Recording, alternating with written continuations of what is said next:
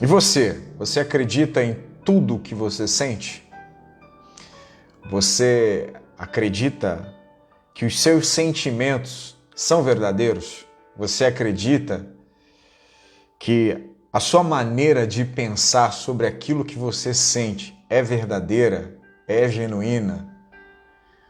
Você crê nisso? Você acredita que as suas crenças, elas são saudáveis para você construir sentimentos? Você acha que o que você pensa sobre pessoas que você tirou da tua vida é um pensamento correto?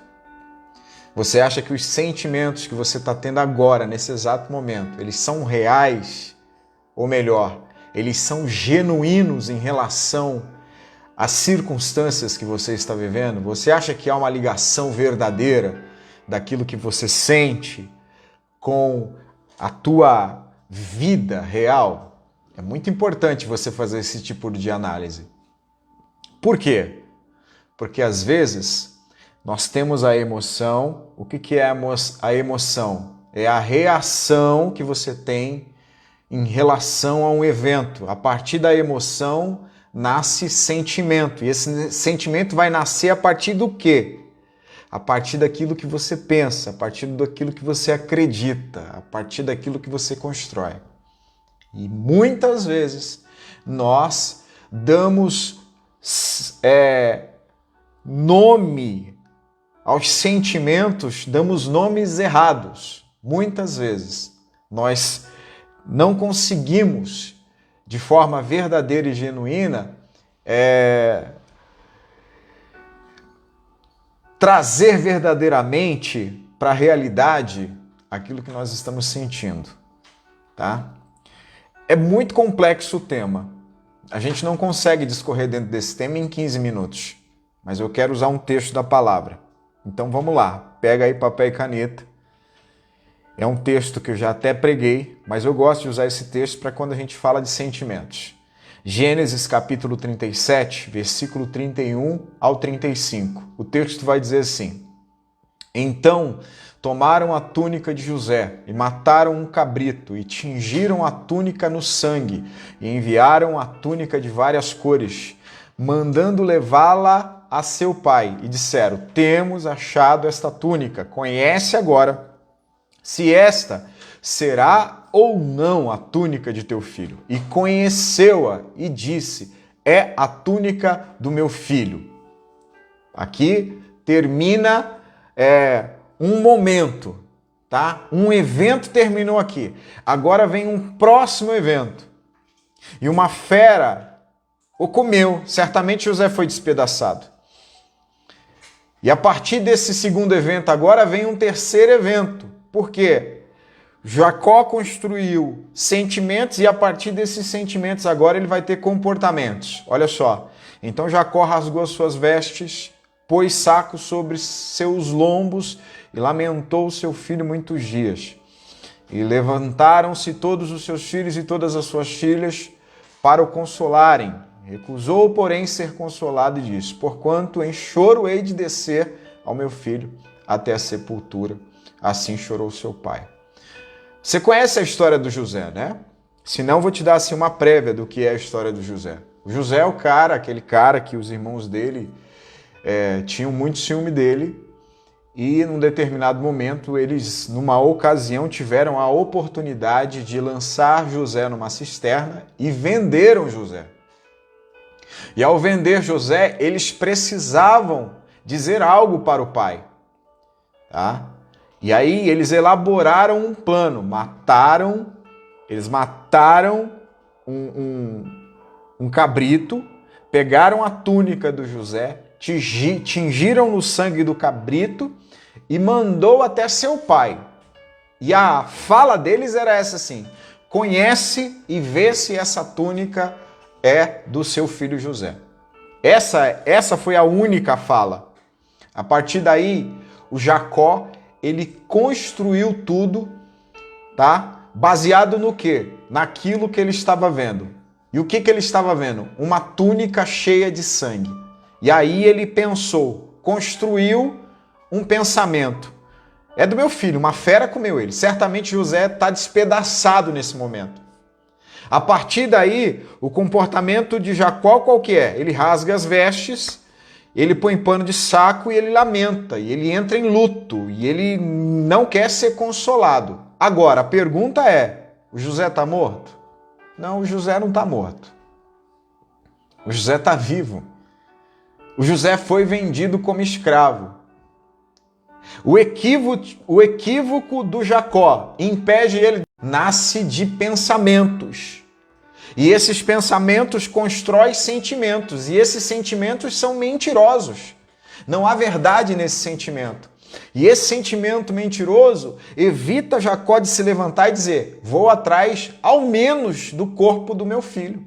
Vou encontrar vestígios, vou me levantar e vou lá verificar, eu vou averiguar. E aqui é muito importante, quando você começa a construir sentimentos perturbadores na tua alma, a melhor coisa que você tem a fazer nesse momento é passar a limpo, tá? Tirar os achismos da tua cabeça. A gente passa muito tempo construindo histórias dentro da nossa cabeça e essas histórias produzem sentimentos dentro de você. E nem sempre as histórias que você constrói, sabe aquela coisa, olha o Jacó, ele ouviu uma parte da história que ficou cheia de lacunas. E ao invés dele pegar essas lacunas e construir com fatos verdadeiros, ele pegou essas lacunas e construiu com histórias fantasiosas de sua própria cabeça. Isso é terrível.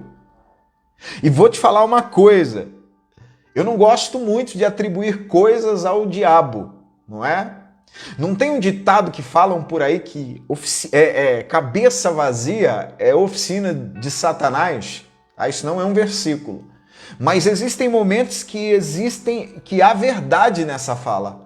Porque quando você começa a construir um cenário dentro da sua cabeça, a partir daquilo que você acha, parece que o espírito mal também sussurra algumas falas ao seu ouvido. E aí você constrói toda uma história mentirosa. Baseada em quê? Baseado nas suas crenças, naquilo que você acredita. Não está baseado em fatos. E aí você começa a desencadear um monte de sentimentos dentro de você que podem te levar à ansiedade, que podem te levar à depressão, que podem te afastar de pessoas, que podem gerar isolamentos, que podem mudar a tua identidade, que podem ferir a tua alma, que podem mudar a tua trajetória, podem destruir o teu futuro em Deus. Por isso é muito preocupante. É muito preocupante essa questão. Existem momentos na vida que você precisa sentar com alguém e conversar. Alguém responsável, é claro. Alguém que seja de boa índole. Alguém que é íntegro. Para que esse negócio. O Roboão, que é o filho do Salomão, ele, quando assumiu o trono, ele foi pedir um conselho aos anciãos. Só que os anciãos deram um conselho para ele que não estava muito de acordo com aquilo que estava enraizado nele. Aí ele vai buscar conselho com os jovens, que são amigos dele, que cresceram junto com ele. Por quê? Essa galera tem a mesma cabeça que ele. E aí, ao invés dele ouvir os anciãos, que são experientes, que são íntegros, ele ouve aquela galera que cresceu com ele. E aí ele faz a maior burrada da vida dele. Na maioria das vezes, nós vivemos assim. A gente não quer conselho de gente que está fora do nosso tempo, que está fora do nosso espaço. A gente quer se aconselhar com quem? Com quem está dentro do nosso ambiente. E aí quando você se aconselha com pessoas que estão vivendo, deixa eu usar essa palavra, a mesma vibe que você perde o poder da crítica, você perde o poder da dúvida, você perde o poder da análise, porque esse pessoal te empurra ladeira abaixo. E aí eles vão falar o que você quer ouvir. E aí eles vão te incentivar dentro daquilo que você já sente. Você quer receber algo assim, bacana? Esses dias eu estava em casa, recebi uma mensagem de um pastor bem próximo a nós, um amigo, E assim, já fazia quase 2 anos que nós não nos falávamos. Entrou a pandemia, eu parei de ir à igreja dele, nós não conversávamos e ele estava assim passando por um momento desafiador de decisões. E aí ele falou assim: ô pastor, bispão, desculpa, eu tô te procurando depois de tanto tempo sem a gente se falar, porque eu preciso de uma opinião de fora, uma opinião que não tenha sentimentos, uma opinião que não está carregada, sabe, de subjetividades que envolvem as minhas emoções. Eu falei, cara, de verdade, eu tô falando essa. Quando a gente terminou a conversa, ele falou assim: poxa, bispo, cara, Deus abençoe. Olha, você abriu os meus olhos. Eu falei para ele, claro, cara, eu nem tô preocupado para onde você vai, onde você não vai, o que você deixa de fazer, porque isso não vai mudar a minha vida. O que eu fiz aqui? Eu apenas te dei um direcionamento bíblico dentro daquilo que eu acredito. Então, por que você tem que sair fora desse negócio? Porque quando você faz isso, você começa a se familiarizar muito mais com as suas emoções. Você para de ficar trocando figurinha repetida. A gente precisa entender isso. Uma coisa muito importante dentro dessa questão: entender que a forma como você pensa sobre as suas emoções pode melhorar ou piorar as coisas. Entender que a forma como você pensa sobre os seus sentimentos pode melhorar ou piorar as coisas. E aí, nessa hora, a gente não pode ter medo, a gente não pode ter vergonha, a gente tem que trazer gente para dentro da nossa vida. Tem sim, tá? Você tem sim. A maior grandeza do Evangelho, gente, é a unidade. A maior grandeza do Evangelho é o corpo de Cristo. Sabe o que é? Porque Paulo usa a figura do corpo, porque o corpo se comunica.